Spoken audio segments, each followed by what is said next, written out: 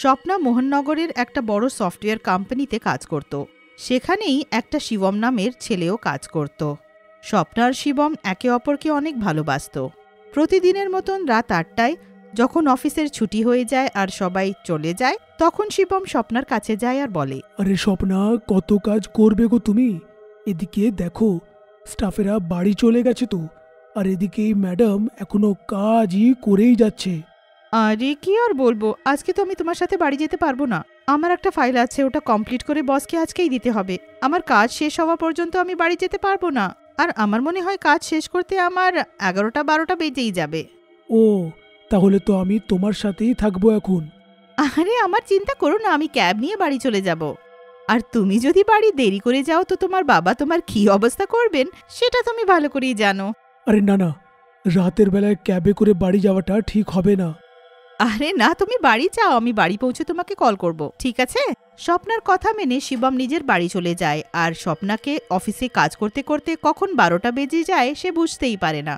ওরে বাবা, আজকে তো 12টা বেজে গেল। আমি তাড়াতাড়ি ক্যাব বুক করি।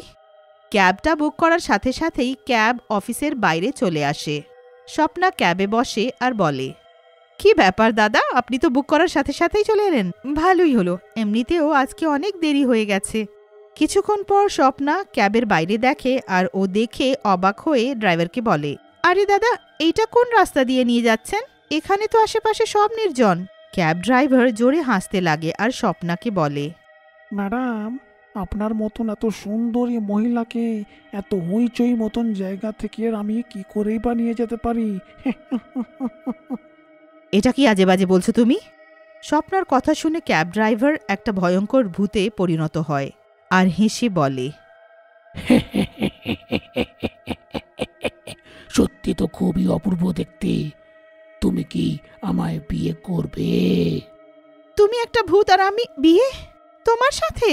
না। স্বপ্নার কথা শুনে ভূত অনেক রেগে যায় আর ও ক্যাব থেকে নেমে স্বপ্নার গলা ধরে তাকে মেরে ফেলে। এবার পরের রাত নিধি নামের একটা মেয়ে রাস্তার ধারে দাঁড়িয়ে কারুর অপেক্ষা করতে থাকে। তখনই তার সামনে একটা ক্যাব আসে। আরে ম্যাডাম, আপনি এত রাতে এখানে দাঁড়িয়ে আছেন কেন? আপনি কি জানেন না এত রাতে এই রাস্তাতে এরকম দাঁড়িয়ে থাকা একদম ভালো নয়? আসুন আমার ক্যাবে বসে পড়ুন, আপনি যেখানেই যাবেন আমি ছেড়ে দেব। না, আমার ক্যাবের দরকার নেই, আমার বন্ধু আসছে এখন। কিন্তু ম্যাডাম, আমি যে শুনেছি এখানে রাতের 12টার পরে একটা ভূত ঘুরে বেড়ায়। একবার ভাবুন, আমি যদি এখান থেকে চলে যাই আর তারপর ওই ভূত যদি আসে তাহলে আপনার কি হবে? নিধি ভয় পেয়ে তাড়াতাড়ি ক্যাবে বসে যায়। ম্যাডাম, আপনাকে তো খুব ভালো দেখতে আর খুব শিক্ষিত মনে হচ্ছে।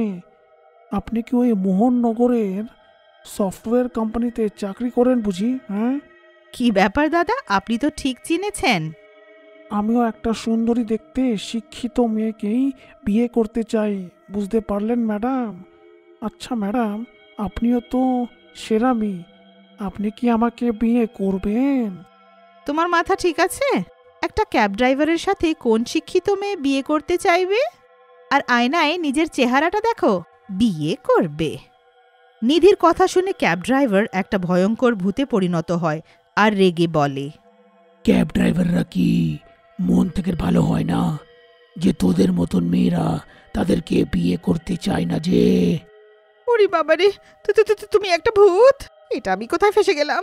আরে কেউ আমাকে বাঁচাও! এই ভূতের ক্যাবে রাতের বেলা যে বসেছে সে কোনোদিনও পরের দিনটা দেখতে পারেনি। এতটা বলে ভূত নিধিকেও নির্দয়তার সাথে মেরে ফেলে আর তাকে রাস্তার ধারে ফেলে ওখান থেকে চলে যায়। এবার প্রতি রাত ভূত এইভাবেই সুন্দর মেয়েদেরকে নিজের ক্যাবে বসাতো আর তাদেরকে মেরে ফেলে দিত। শহরে এইসব ঘটনার খবর পেয়ে সবাই আতঙ্কিত ছিল।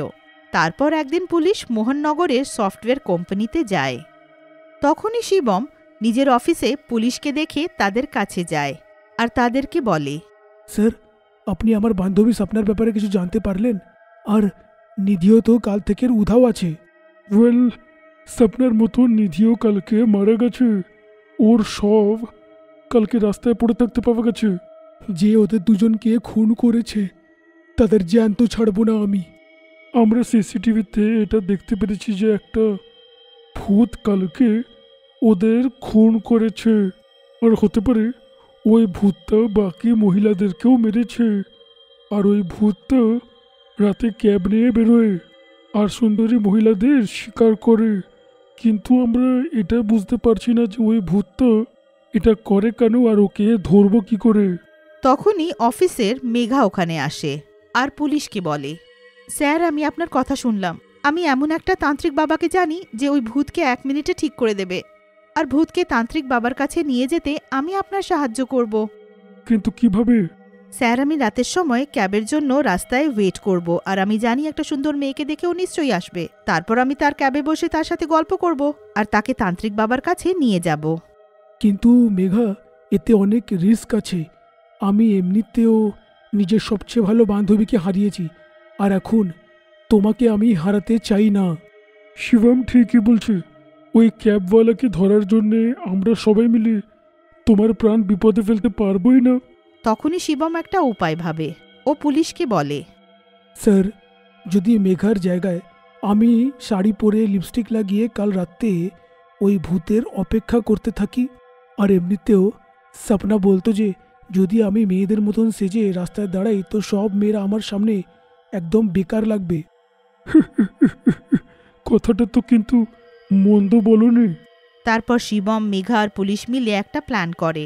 তারপর সেই রাতের 12টায় রাস্তার ধারে মেয়ের মতন তৈরি হয়ে সেই ক্যাবের অপেক্ষা করে।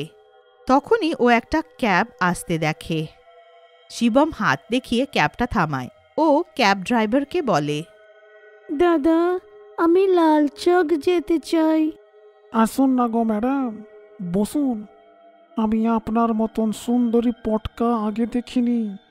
এরকমই একটা সুন্দরী মেয়েকে বিয়ে করার আমার অনেক দিনের ইচ্ছে আছে। আপনি তো একদম মাল দেখতে। সত্যি দাদা, আপনাকে কি আমি অনেক সুন্দরী দেখতে লাগছি? এবার দাদা বলে এত লজ্জা দিও না গো তুমি। শুধু এটা বলো যে আমাকে বিয়ে করবে তো তুমি, আর অন্য মেয়েদের মতন আমার মনটা ভাঙবে না তো? যদি তুমি সেটা করো তোমার জন্য কিন্তু খুব বিপদ আছে। ড্রাইভারের কথা শুনে শিবমের বিশ্বাস হয় যে ও একটা ভূত। তারপর শিবম একটা মেয়ের মতন কথা বলে ড্রাইভারের সাথে গল্প করতে থাকে আর তাকে তান্ত্রিক বাবার মন্দিরে নিয়ে আসে। তুমি আমার এত প্রশংসা করেছো না, আমি তো পুরো গলে গেছি। তাই আমি এই মন্দিরে আজ তোমার সাথে এক্ষুনি বিয়ে করতে চাই। তারপর ড্রাইভার নিজের ক্যাবটা দাঁড় করিয়ে শিবমের সাথে মন্দিরে চলে আসে। কিন্তু যেই ও ওখানে তান্ত্রিক বাবা আর পুলিশকে দেখে, ও সব বুঝে নেয় আর দেখতে দেখতে ও একটা ভয়ঙ্কর ভূতে পরিণত হয়। ভূত জোরে চিৎকার করে বলে, আমার সাথে প্রতারণা। আমি শুধু মেয়েদেরকেই মারতাম, কিন্তু আজ তোমাদের মধ্যে আমি কাউকে ছাড়বো না। সবাই আমার হাতে আজ মরবে। বাবা, এই ভূতকে কিন্তু উচিত শিক্ষা দিও। তোর আওয়াজ মেয়ের থেকে হঠাৎ করে ছেলে কি করে হয়ে গেল? ও, তার মানে তুই একটা ছেলে। তুই আজকে আমার হাতে আর বাঁচবি না রে। ভূত কিছু করতো তার আগেই তান্ত্রিক বাবা তার উপরে ছাই মেরে তাকে বেঁধে দেয়। তুই এখান থেকে কোথাও যেতে পারবি না। তাই জন্যে তুই এখন সবাইকে সত্যি কথাটা বল যে এত নিরীহ মেয়েদেরকে কেন মেরেছিস। যদি তুই সত্যি কথা না বলিস তোকে আমি এই ছাই দিয়ে এখানে ছাই করে দেব। না, আমাকে তোমরা মেরো না। সব সত্যি কথাটা আমি বলবো। একটা মেয়েকে আমি খুব ভালোবাসতাম, সেও আমায় বাসত। কিন্তু যেদিন ও জানতে পারলো যে আমি একটা ক্যাব ড্রাইভার, সেই মুহূর্তে সে আমাকে ছেড়ে চলে গেল। আমি অনেক চেষ্টা করলাম যোগাযোগ করার, কিন্তু ও নিজের ভাইকে ডেকে আমাকে খুব মারলো। এত মারলো যে আমি শেষমেশ মরেই গেলাম। আর আমাকে মেরে আমার ট্যাক্সিতে আমায় ফেলে দিয়ে চলে গেল। ব্যাস, তারপর কি? যেই মুহূর্তে আমি ভূত হলাম, সবচেয়ে প্রথমে আমি নিজের গার্লফ্রেন্ডকে মারলাম, তাও শান্তি পেলাম না। তারপর রাতের বেলায় নিজের ক্যাব নিয়ে বেরিয়ে সুন্দরী মহিলাদের খুব মারি আমি। আর ওদেরকে মারার পর যা শান্তি পাই না, কি বলবো রে তান্ত্রিক, উফ কি আনন্দ। আমার স্বপ্নের কি ভুল ছিল যে তুই ওকে মেরে ফেললি? তোকে আমি জ্যান্ত ছাড়বো না। আরে আমি তো কবের থেকে মরেই গেছি, কিন্তু তোরা এখন আমার হাতে মরবি যে। তোর সাথে যেটা হয়েছে ভুল হয়েছে, কিন্তু এখন তুই যা করছিস সেটা অতি জঘন্য কাজ। তাই আজ থেকে তুই আর কোনোদিনও কোনো মেয়েকে আর ক্যাবে বসিয়ে মারতে পারবি না। তান্ত্রিক বাবা নিজের থলি থেকে ছাই বার করেন আর মন্ত্র পড়ে ওটা ভূতের উপরে ফেলে দেন। ভূত তখনই জ্বলে ভস্ম হয়ে যায়। ভূতের ভস্ম হওয়ার পর সবাই রক্ষা পায়।